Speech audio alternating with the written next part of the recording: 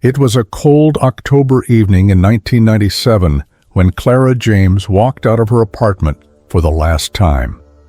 The young journalist had just finished an expose on corruption in the local government, a story that had already earned her threats. She told her best friend Lydia that she would be home by 10. She never made it. Clara was 27, ambitious, and fearless. She had moved to Fairview, a quiet town with a population of just over 20,000, to chase the truth. But the truth, it seemed, was a dangerous thing to uncover. The night she vanished, Clara was last seen leaving Maxwell's Cafe, a small diner a few blocks from her apartment. Security footage captured her stepping into the dimly lit street, heading toward her car. But somewhere between the cafe and her destination, she disappeared without a trace. Her car was found parked exactly where she had left it, keys still in her coat pocket, her purse on the passenger seat. Lydia reported her missing the next morning when she failed to show up for a scheduled breakfast. The police dismissed it at first, saying young professionals often got overwhelmed and needed space.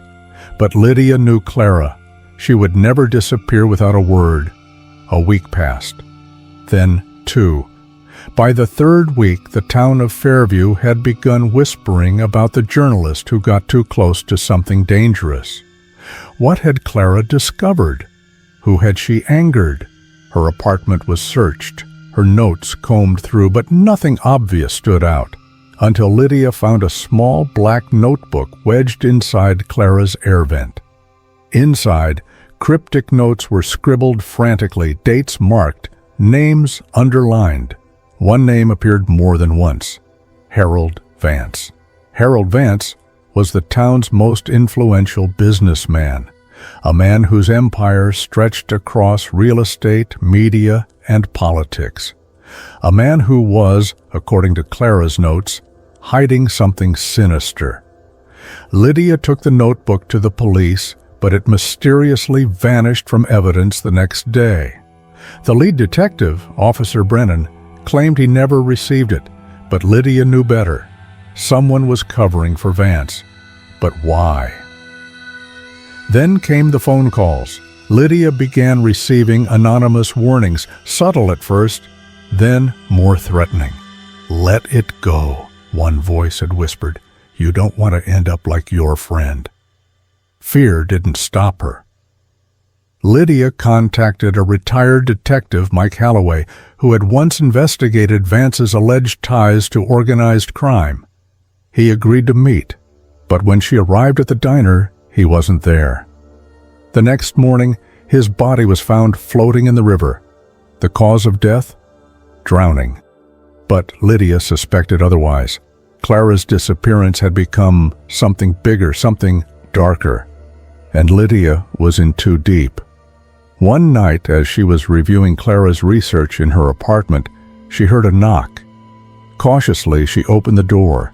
No one was there, just an envelope on her doormat.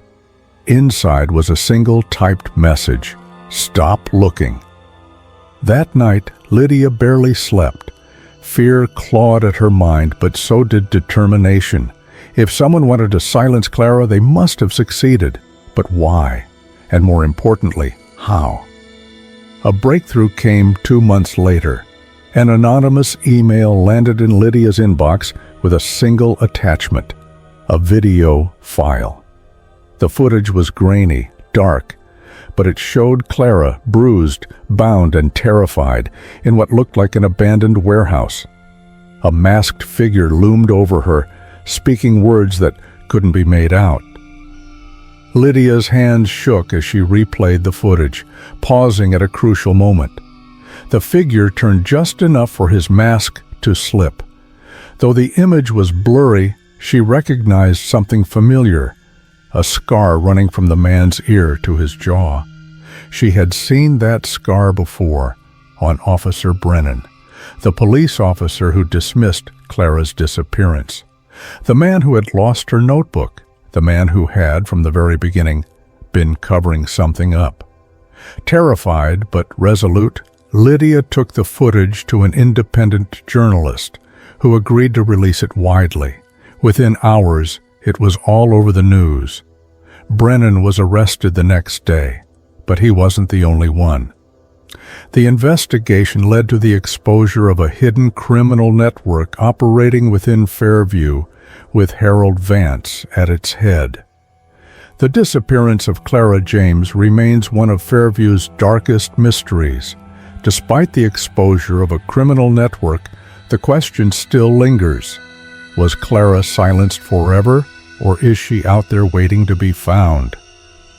Lydia's relentless pursuit of the truth reminds us that some stories refuse to stay buried.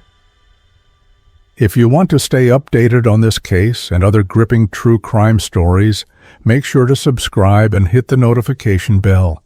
Drop your thoughts and theories in the comments below. Thanks for watching, and we'll see you in the next one.